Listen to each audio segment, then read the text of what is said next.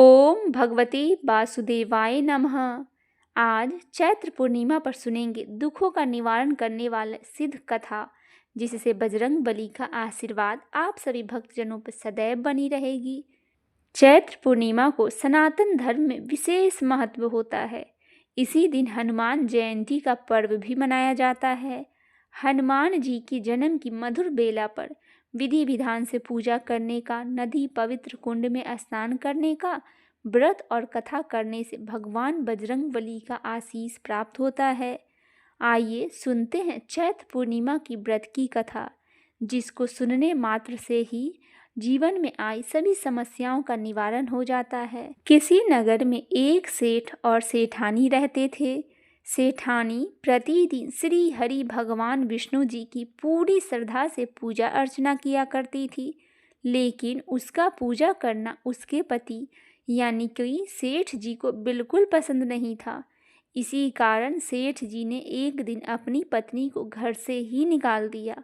घर से निकल जाने के बाद सेठानी जंगल की तरफ निकल पड़ी। रास्ते में जाते समय सेठानी ने जंगल में 4 आदमी को देखा जो मिट्टी खोद रहे थे।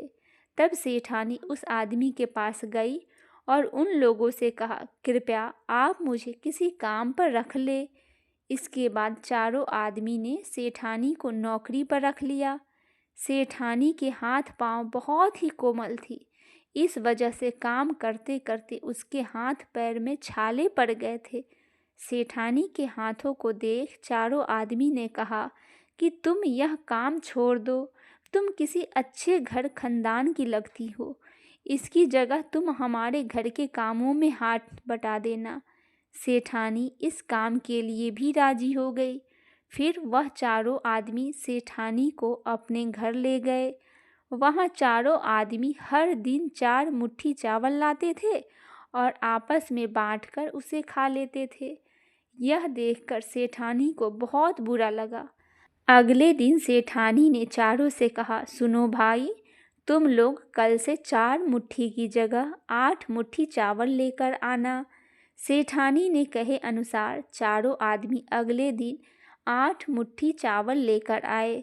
उस चावल को सेठानी ने पकाकर सबसे पहले भगवान विष्णु को भोग लगाया और फिर चारों आदमी को परोस दिया। जब चारों आदमी ने उसे भोग लगाए भोजन को खाया तो उन लोगों को बहुत स्वादिष्ट लगा।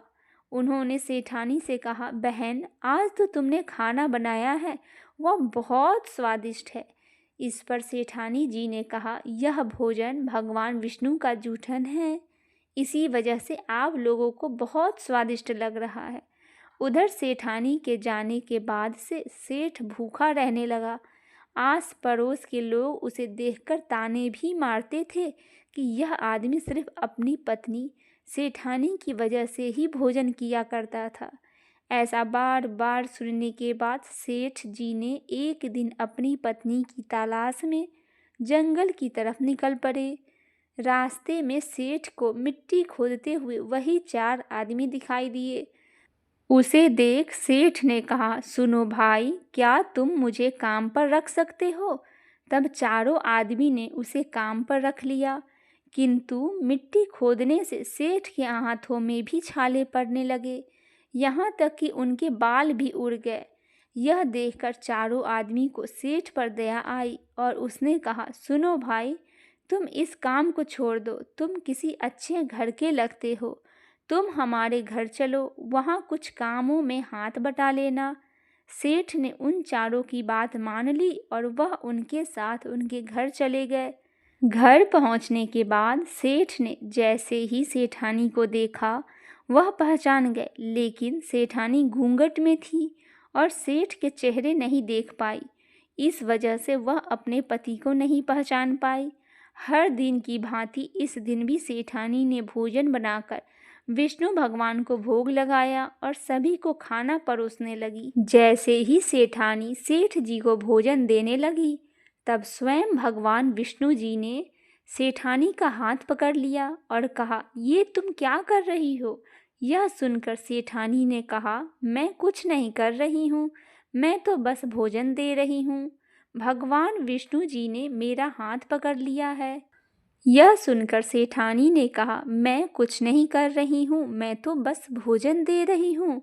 भगवान विष्णु जी ने मेरा हाथ पकड़ लिया है। तब सेठानी से चारों आदमी ने कहा, हमें भी भगवान विष्णु जी के दर्शन करवाओ। इसके बाद सेठानी हाथ जोड़कर भगवान विष्णु जी से अनुरोध करने लगी, हे प्रभु, आप मेरी तरह इन्हें भी दर्शन दीजिए। तब भगवान विष्णु जी वहां प्रकट हो गए। यह दृश्य देखते ही सेठ ने सेठानी से क्षमा मांगी और उसे अपने घर साथ चलने को कहा। फिर चारों भाइयों ने बहुत सारा धन देकर अपनी बहन को विदा किया। इस घटना के बाद से सेठ भी भगवान विष्णु के भक्त हो गए और उनकी श्रद्धापूर्वक पूजा करने लगे। ऐसा करने से सेठ और सेठानी के घर फिर से धन की बरसात हो गई। तभी से ऐसी मान्यता प्रचलित है कि चैत्र पूर्णिमा के दिन व्रत रखने से हनुमान जी के साथ भगवान राम और माता सीता की भी विशेष कृपा प्राप्त होती है। बोलिए श्री लक्ष्मी नारायण भगवान की जय, सियापति रामचंद्र की जय, श्री बजरंगबली महाराज की जय।